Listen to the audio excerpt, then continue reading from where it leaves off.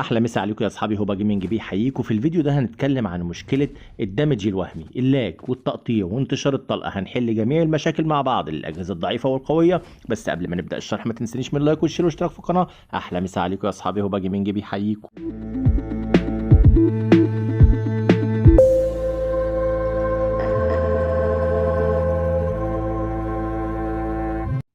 احلى مسا عليكم يا اصحابي، هوبا جيمنج بيحييكم. ان شاء الله زي ما قلنا ان احنا هنتكلم عن مشكله الدمج الوهمي واللاج والتقطيع وانتشار الطلق وكل حاجه. في البدايه لازم نعمل اصلاح روتيني، يعني هنعمل تسجيل خروج من الحساب، وهنلاقي عندنا كلمة إصلاح روتيني في الجانب اليمين زي ما حضرتك شايف. فعندك أول حاجة إصلاح روتيني، هيتم حذف ملفات التحديث لو علمت على أول خيار اللي هو إصلاح روتيني ده. أما الخيار اللي تحت فهو استعادة الإعدادات الافتراضية، وده مهم جدا جدا جدا قبل ما تبدأ تعمل الإعدادات اللي هنتكلم عليها مع بعض إن شاء الله في الفيديو ده. بس لازم تعمل زي ما قلت لك استعادة الإعدادات الافتراضية، وبعدين هتضغط موافق. وبعد ما هتضغط موافق بكده هيبدأ يحمل لك الإعدادات الافتراضية كأنك لسه منزل اللعبة من جديد. بكده احنا تخلصنا من بعض الملفات اللي ممكن قد تؤثر على سلاسة اللعبة. وبعدين هندخل على الحساب بتاعنا، ندخل على الإعدادات، ومن الإعدادات هنروح على الرسومات الجرافيكية. في الرسومات الجرافيكية هنلاقي عندنا اول حاجه عندنا في الرسومات الجرافيكيه اللي هي دي سلسه ومتوازنه وعاليه واتش دي ار والكلام ده. فهنخلي الاولانيه على سلسه والتانيه دي هنعملها على فائقه او اعلى حاجه في جهازك. وبعدين عندنا كلاسيكي وملون، هنعملها على ملون علشان نقدر نشوف من بعيد، يعني لو هتلعب من بعيد. وكلاسيكي دي في المواجهات القريبه. اما عن الاعدادات العامه او مضاد التشويش او منع التشويش فدايما نخليه على 2 اكس، ولو عندك 4 اكس في جهازك ما تمنعوش، اعملها على 4 اكس على طول. نظام عمل الوان دايما نخليه في العادي. لو الافضل بالنسبه لك عمل الوان الازرق اللي هو الاخير ده باللون الاخضر، ما يعني عادي ممكن تعملها عمل الوان الازرق، بس انا بفضل عاده اللي هو الاولاني خالص. تمام. لو انت حابب تعملها عمل الوان الازرق دي كمان مش هتاثر، هتخليها سلسه معاك لان فيها اللون الاخضر كتير. تمام. لو نزلنا على السطوع بعد كده، السطوع ده برضو مهم جدا، يعني الناس بتخليه على 100 بس انا برجح ان السطوع عندك يكون على 120. بكده الاضاءه هتكون عاليه بالنسبه لك وهتقدر تشاهد من بعيد، خصوصا لو الالوان فوق على ملون مش على كلاسيكي. تمام. بالنسبه للشاشات الغير قياسيه خليها حد خالص لحد الاخر خالص 50% كده، فهتخلي الشاشه القياسيه زي ما هو باين قدامكم كده على 50. الاعدادات اللي بقولها لحضرتك دي هتعملها زيها بالظبط. تمام. وبعدين هتنزل بعد كده على التعديل التلقائي للرسومات وتعملها تعطيل، لان التعديل التلقائي للرسومات بيقلل من البطاريه بسرعه. بالنسبه لساحه الانتظار لو جيت تضغط عليها زي ما انت شايف كده فهتلاقي ان كل الاعدادات بقت متشابهه. تمام. بالنسبه للتاثيرات عندك اللون الاحمر واللون الاخضر. انا بالنسبه لي اللون الاخضر اخف حده من اللون الاحمر في مشكله اللاج والتقطيع، يعني لو عملتها على اللون الاخضر افضل بكتير.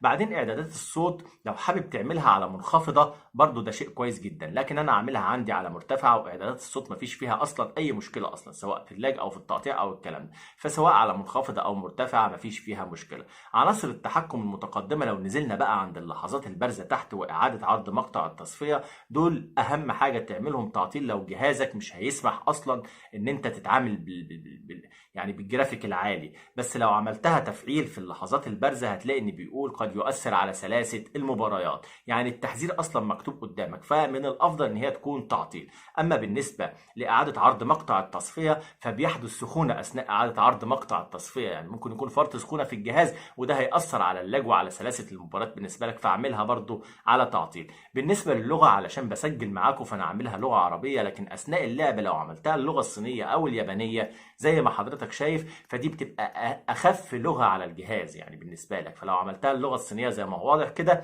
دي هتبقى سهله جدا وهتسلس المباريات معاك وهيبقى الموضوع سهل. في نهايه الفيديو هوريكم مفاجاه كمان، يعني انا هنا جهازي بيعرض 40 فريم، بس بعد ما عملت الاعدادات دي هتشوفوا الجهاز كام فريم، يعني انا هوريكم الموضوع ده. تمام. هندخل على الخصوصيه والاجتماعيه دي فيها هنعمل بس جزيره الزهور نعملها تعطيل، والاعجاب داخل المباراه تعطيل برضو، عرض الرفاق دي مهمه اعملها تعطيل، عرض رفيقك الخاص في المنظور الثالث والاول برضو تعطيل، لان الرفيق بيأثر على الجرافيك في اللعبه وانت شغال. تمام.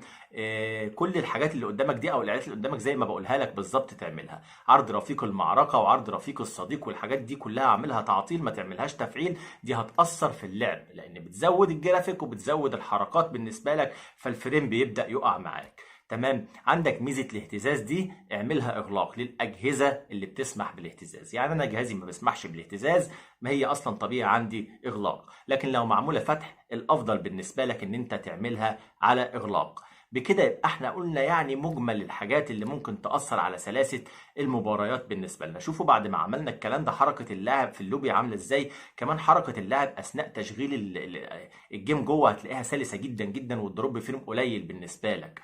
طب تعالوا بقى نشوف الفريم. شوفوا لما بشوف الفريم عندي اف بي اس ده 60 58 مش هيقل عن 40 خالص، سواء في فايتات او في حد جوه الجيم مش هيقل معايا عن 40. يبقى كده الجهاز بتاعي ادالي 60 فريم وقرأ 60 فريم بعد الاعدادات اللي انا عملتها دي. حتى لو ما قرأش معاك 60 فريم لكن هيديك سلاسة ال 60 فريم، وبكده يبقى انت اتخلصت تلقائي من اللاج والتقطيع. وان شاء الله باذن الله لو حضرتك حابب ان انت يعني تتخلص اكتر من اللاج والتقطيع للاجهزه الضعيفه بقى، فيا ريت ما تنزلوش الموارد. يعني بالنسبه للموارد لو جهازك ضعيف 20 فريم او 30 فريم العب اللعبه من غير الموارد، يا دوبك نزل الخريطه اللي انت بتلعبها بس، سواء خريطه كلاسيك الارنجل مثلا او ليفك، نزل ارنجل وليفك بس وما تنزلش بقيه الموارد علشان ما ياخدش منك يعني موارد من جرافيك الجهاز. تمام. وانت بتلعب هتلاقي الدنيا خفيفه خالص معاك. ناس كتير سالتني على الموضوع ده، يعني انا جهازي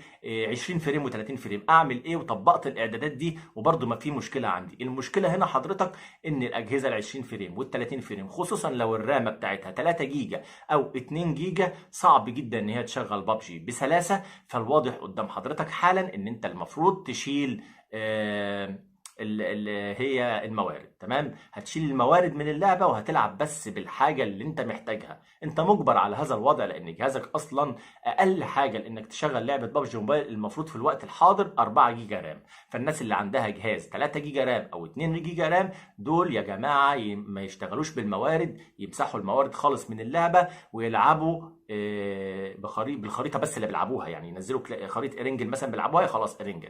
بتلعب مستودع نزل المستودع بتاعك بس، ما بتلعبش واو استغنى عنها. الموارد الجرافيكيه التقيله دي استغنى عنها كلها. تمام. بكده انا قلت لكم كل حاجه عن موضوع اللاج والتقطيع، وان شاء الله باذن الله في فيديو قادم هشرح لكم شويه حاجات تانية عن اللاج والتقطيع، بس في الفيديو ده انا قلت لك المجمل كله. فلو حضرتك لو حابب تطبق الفيديو ان شاء الله باذن الله هتنتهي المشكله كلها معاك، وهتلاقي ان الدنيا معاك تمام تمام تمام. وبعد الفيديو ده هتيجي تقول لي شكرا يا هوبا، الموضوع بالنسبه لي بقى سلس خالص. لو عجبك الفيديو ما تنسانيش من اللايك والشير والاشتراك في القناه والتعليق اللطيف اللذيذ بتاعك اللي بيحمسني. احلى مسا عليكم يا اصحابي، هوبا جيمنج بيحييكم.